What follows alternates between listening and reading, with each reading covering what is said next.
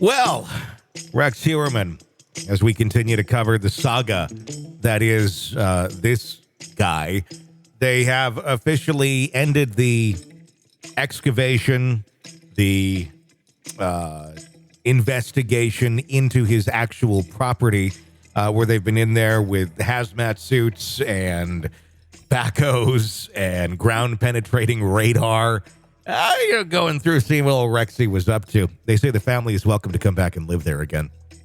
What? Can you imagine that? Can you imagine, like, okay, after all this, you're like, okay, time to go back home.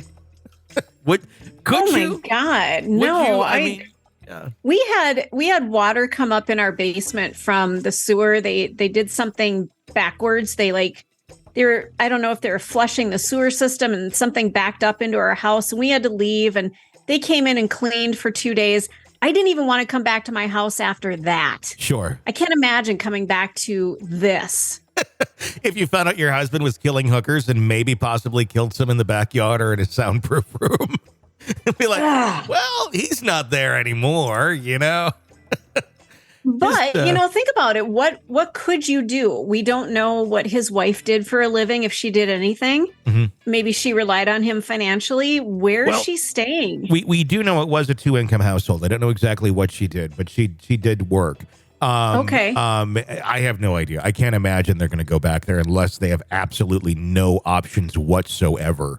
But I would guess that if there's not a friend or a family member who said, come stay with us, you'd probably have actually some kind, willing strangers that would be like, look, you need a place. You got, I'm hoping there's options for them. Yeah, I hope so too. I don't know if there's any sort of a victim's advocate kind of thing when you find out your husband's a serial killer. Is there something? I mean, is that like a look that up on Google kind of thing? Yeah, it's when your husband's a serial killer and kills hookers in your house.com. Is the web address, actually. And it's just awful.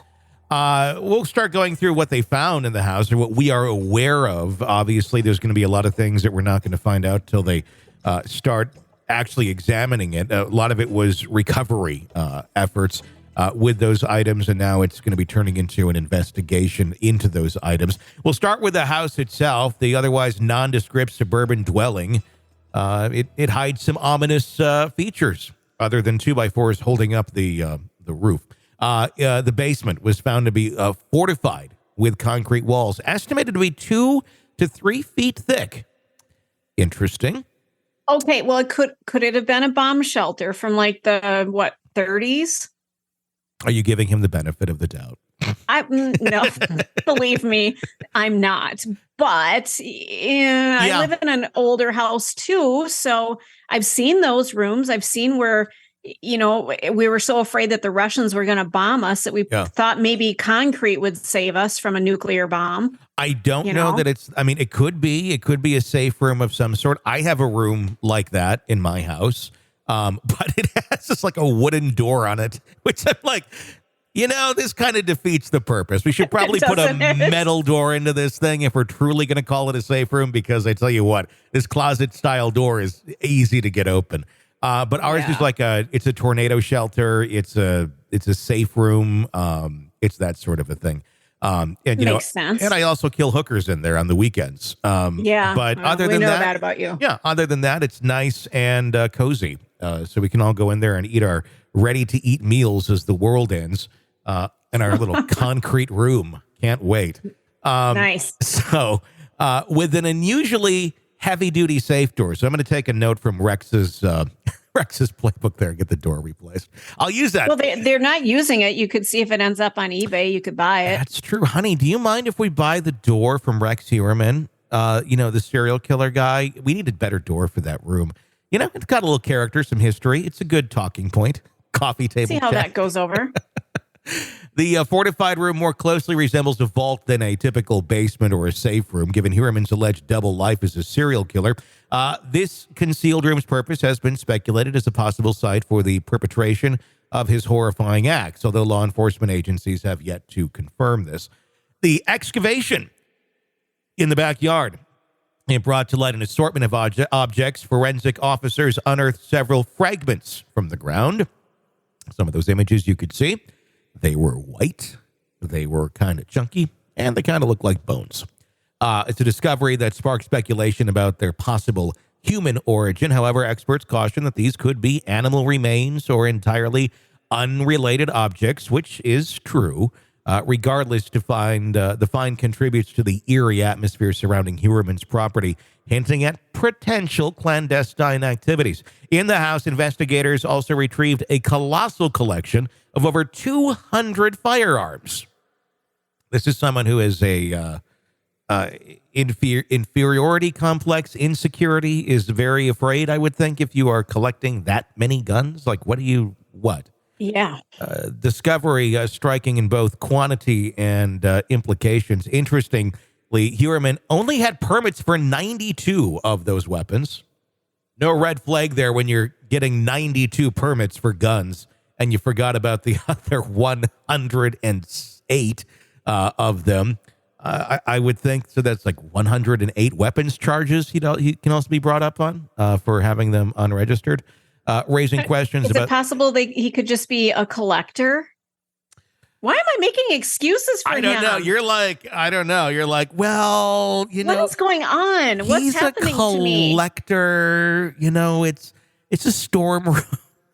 Jeez, stop me now. Do you want to just turn my mic down? No, I mean, you're providing some good insight that makes sense. I was talking with a psychologist earlier today, Kate Wallinga, who's going to be on the show here this week and next. And she kind of did some of the same things going, in a way, we can look at all these things and everything looks very suspicious. But if you took the suspicion out of this, if this was just a normal guy, a lot of people do kind of have sort of things like this, maybe not to this extent, but there's a lot of things that could look suspicious on anyone's home when they really are benign. But when you add the narrative of Rex Heuermann to the mix, it makes everything look pretty dark. So, okay, I feel better about that because I from the day I heard about this story, I've had the creeps. I have a hard time looking at his picture. Yeah. I have a hard time reading the details so that I'm prepared for our segments because it is the creepiest freaking thing I've read in a long time. But do you have a hard time writing him those letters of encouragement that you've been sending? I haven't started them yet. Rex, we're just... Dear Rex, I love your tousled hair. Ugh, God. There's nothing. Oh, that's going to be starting soon. You know that. Some woman out there is like, oh, he's hot. Oh, there's going to be there's probably already a line. Given the violent nature of his crimes, he's accused of the weapons cache could serve as a chilling testament to his preparedness for lethal action. Among the items removed from the home were a large doll encased in glass. We were talking about that the other day, and I suspect the doll may have human hair on it. I have nothing to prove that other than that's just the vibe I got. Okay, everybody, mark your calendar for, let's see, when you made that prediction, I think it was July 24th. I think you said that. Yep. So I'm putting that down on the calendar so that when that comes to fruition, we can say Tony said this on 7/24. It'd be interesting to find out. Yeah. Also, a portrait of a woman bearing a facial bruise, because we all like to collect those. These particular items may hold symbolic or psychological importance to Heuermann, although their exact significance remains unclear. In addition to the physical evidence of Heuermann's home, the surrounding property has been subject to intense scrutiny. Authorities brought in specialized equipment, including ground-penetrating radar and cadaver-sniffing dogs to conduct that comprehensive search. It's also noteworthy that investigators had to dismantle a wooden deck at the house during the search process. Its removal, like the unearthing of the concealed basement, indicates a thorough search for hidden compartments or buried evidence, a testament to the scope and depth of this investigation. Authorities continue to be tight-lipped about the specific connections between the findings and the alleged crimes. The investigation's focus now moves from that excavation to the analysis and evidence collected phase. And I'm sure we'll continue to learn more as the days continue to roll by about what Rex had been hiding in his home or collecting. It's a treasure trove of insanity there. Oh, it absolutely is. And I look around at your neighbors. Do they have like secret compartments in their backyard, secret burial places or, areas that they've dug up? The only thing I've got is a flourishing pumpkin patch, and that's it. You have pumpkins growing? Yes. And you don't have those stupid, I've been trying to grow pumpkins. I didn't do it this year, but I get those damn squash bugs. And like in a day, they just destroy everything.